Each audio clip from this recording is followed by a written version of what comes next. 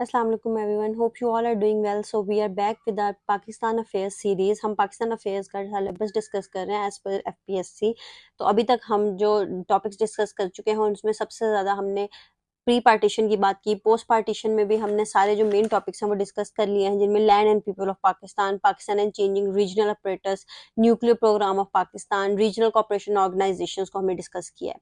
Civil military relations हमारा एक topic है जो हम एंड पे डिस्कस करेंगे, क्योंकि हम डेमोक्रेटिक हिस्ट्री देख रहे हैं पाकिस्तान की. हम देख रहे हैं कि कौन कौन सी डेमोक्रेसी रही और कब कब मार्शल लॉ लगे. उससे बेसिकली हमें सब सिविल मिलिट्री रिलेशन समझने में आसानी होगी.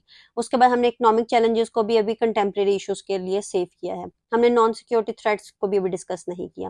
Pakistan role in the region हम रीजनल कॉपरेशन ऑर्गेनाइजेशन के साथ डिस्कस कर चुके हैं. पैलेस्टाइन इशू बेसिकली हमारा कंटेम्प्रेरी इशू है.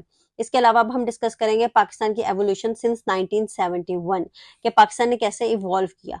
तो आप देखें कि 1971 बेसिकली टाइम है जब पाकिस्तान की पार्टीशन हुई. पाकिस्तान की पार्टीशन क्यों हुई वो आपको पता है कि कॉन्स्टिट्यूशनल डेडलॉक हो गया था. ठीक है, मुजीबुर रहमान और जुल्फकार अली भुट्टो के दरमियान ये इलेक्शन था. इलेक्शन में न्यूमेरिकल मेजोरिटी शेख मुजीबुर रहमान के पास थी, लेकिन जुल्फकार अली भुट्टो के पास वेस्ट वाली साइड से थी, तो वो ऐसा प्राइम मिनिस्टर नहीं लाना चाहते थे जो कि ईस्ट पाकिस्तान से बिलोंग करता. और ये बेसिकली एक टर्मोइल था, एक कॉन्स्टिट्यूशनल डेडलॉक था. वन यूनिट पॉलिसी चल रही थी, डेमोक्रेसी डिसफंक्शनल हो गई थी.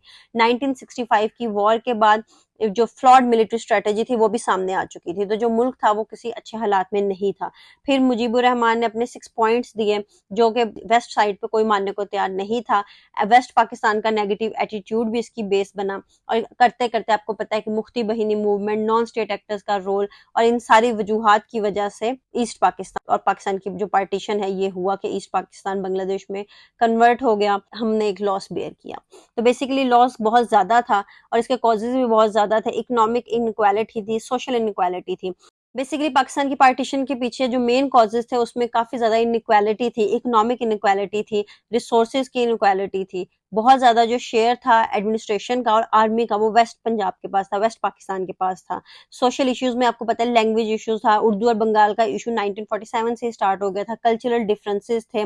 आपको हम डिस्कस कर चुके हैं कैसे कि जो ईस्ट पाकिस्तान के प्राइम मिनिस्टर्स थे, जिसमें मोहम्मद अली बोगरा या ख्वाजा निजामुद्दीन, ये सारे भी मेजर फैक्टर्स थे इसमें.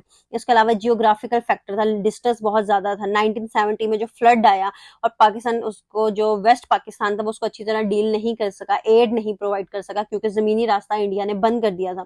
तो ये सारी ग्रीवियंसेस, जो ये रिसेंटमेंट थी, ये बंगालियों के जहनों में और बढ़ गई. और उनका जो ये एक मोटो था कि अब हमें पाकिस्तान के साथ नहीं रहना, वेस्ट पाकिस्तान का पार्ट बन के नहीं रहना, ये ज्यादा ट्रिगर हुई. इसके अलावा आपको पता है 1970 का जो इलेक्शन था जिसमें शेख मुजीबुर रहमान के पास न्यूमेरिकल मेजोरिटी आ गई थी और वो प्राइम मिनिस्टर के लिए कम्पीट कर रहे थे, लेकिन जुल्फकार अली भुट्टो उनको ये सीट नहीं देना चाहते थे. और हमारे जो मिलिट्री डिक्टेटर्स हैं अयूब खान या जनरल याहिया खान, वो भी इस चीज के लिए राजी नहीं थे. तो मुफ्ती बहिनी मूवमेंट एक बहुत इंपॉर्टेंट ट्रिगरिंग फैक्टर था, क्योंकि मुफ्ती बहिनी मूवमेंट में बेसिकली एक नॉन स्टेट एक्टर्स का काम किया.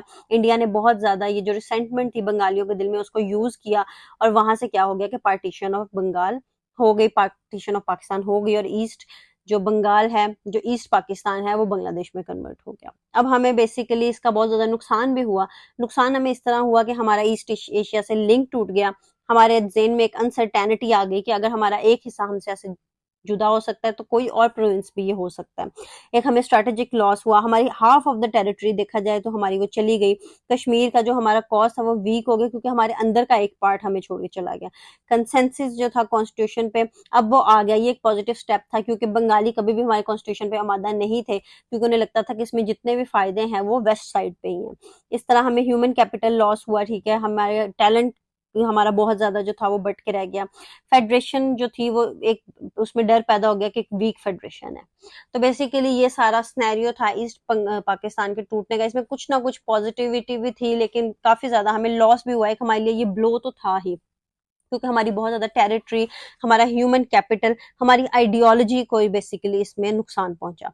उसके बाद अगर आप कहीं पे उसको अगर आप जस्टिफाई करना चाहें तो आप इस तरह भी कह सकते हैं कि बेसिकली ये एक रेड क्लिफ अवार्ड, एक बाउंड्री कमीशन की, एक देखा जाए कि एक सार्किस्टिक किस्म का उनका मजाक था. क्योंकि एक ऐसे प्रोविंस को, एक ऐसे एरिया को हम कैसे डील करती है एडमिनिस्ट्रेशन, जिसका आपस में जमीनी रास्ता ही नहीं है. दरमियान में जो कंट्री है वो इंडिया है, जो कि आपका देखा जाए कि हार्ड हार्डकोर एनिमी है। तो वो आप, और यही हुआ कि जब आपको पता है 1970 का फ्लड आया तो वेस्ट पाकिस्तान से एड ही नहीं पहुंच सकी, और जिसकी वजह से जो बंगालियों के दिल की रिसेंटमेंट थी टुवर्ड द एडमिनिस्ट्रेशन वो ज्यादा बढ़ी। फिर आपको पता है लिंग्विस्टिक इश्यूज थे, आपको पता है डिस्टेंस इतना ज्यादा था कि आपस में जो अब एक यूनिटी की, एक नेशनलिज्म की फीलिंग कभी पैदा हो ही नहीं सकी। शुरू से ही मामला जो थे वो परेशानी का शिकार थे। इसीलिए बेसिकली ये पूरा सीन था। ये ईस्ट पाकिस्तान के बाद पॉलिटिकल एवोल्यूशन स्टार्ट हुई पाकिस्तान की। कैसे स्टार्ट हुई, क्या क्या उसकी डायमेंशन थी, सेपरेशन ऑफ ईस्ट पाकिस्तान से क्या मतलब, एक टर्निंग पॉइंट कैसे साबित हुआ, हमारी कॉन्स्टिट्यूशनल हिस्ट्री कैसे डेवलप हुई, जुल्फकार अली भुट्टो कैसे एक इमर्ज हुए एक लीडर बन के, फिर 1971 का कॉन्स्टिट्यूशन, फिर उसके अंदर क्या, हमने उसके टेनेट सारे ऑलरेडी डिस्कस कर चुके हैं 1971 का कॉन्स्टिट्यूशन जब हमने अपने तीनों कॉन्स्टिट्यूशन डिस्कस किए थे। लेकिन हम डिस्कस करेंगे कैसे उसको फिर से एब्रोगेट किया गया, 1977 का मार्शल लॉ लगा। तो ये बेसिकली पाकिस्तान की एवोल्यूशन थी। लेकिन फिर चार्टर ऑफ डेमोक्रेसी आया, 18th अमेंडमेंट हुई, 26th अमेंडमेंट हुई। तो इस तरह कैसे पाकिस्तान इवॉल्व हुआ, पाकिस्तान की हिस्ट्री में क्या क्या टर्निंग पॉइंट्स आए। तो ये बेसिकली कब से अब पाकिस्तान के ट्रू सेंस में दोबारा से पाकिस्तान रीबॉर्न हुआ है, क्योंकि इससे पहले तक हमें हर जगह ईस्ट पाकिस्तान को साथ साथ कंसिडर करना था। लेकिन उसके बाद 1971 के बाद क्योंकि एक ही हिस्सा रह गया, एक तरह के लोग रह गए, ऑल दो डाइवर्सिटी थी, डाइवर्सिटी मतलब अब बंगाली भी रह सकते थे जहाँ पे पंजाबी, सिंधी, सरहद और बलोची रह रहे थे, तो वहां पे पंजाबी भी रह रहे थे, जहाँ पे पठान भी रह रहे थे तो वहां पे बलोची भी रह सकते थे। लेकिन अब हम ये आपने इस चीज को जस्टिफाई करना है कि हम उस उनसे एक फेडरल जो स्टेट होती है उसका एसेंस यही होता है कि वो डाइवर्स लोगों को इनकॉर्पोरेट करती है और वो चलती है, फेडरेशंस चलती हैं इसी तरह डाइवर्सिटी पे, यूनिक डाइवर्सिटी पे चलती हैं, एथनिक डाइवर्सिटी पे चलती हैं। लेकिन ईस्ट पाकिस्तान इस वजह से नहीं चल सका क्योंकि वो लोग हमसे डिफरेंट था या हमारी जुबान का मसला था।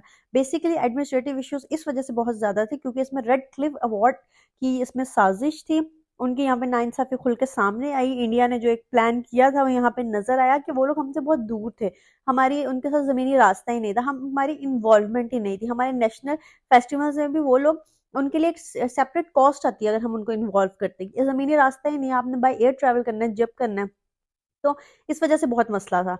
और इसके अलावा फिर जो फ्लड है जिसे हम भोला साइक्लोन कहते हैं, जिसकी हम अभी बात कर चुके हैं, 1970 का फ्लड, वो एक बहुत इंपॉर्टेंट फैक्टर था ईस्ट पाकिस्तान के टूटने के पीछे। इसके अलावा शेख मुजीबुर रहमान की जो उनको ना इक़्तिदार देना, इस तरह के कुछ लूप होल्स भी थे जो हमारी एडमिनिस्ट्रेशन से हुए, जिसकी वजह से पार्टीशन ऑफ पाकिस्तान जैसा सानिया पाकिस्तान में पेश है। सो बेसिकली अब हम आगे डिस्कस करेंगे political evolution of Pakistan, Pakistan में कैसे एवोल्यूशन हुई, पाकिस्तान ने कैसे इवॉल्व किया आफ्टर इट्स again inception या after its reinception in 1971. Till then, stay tuned. Allah Hafiz.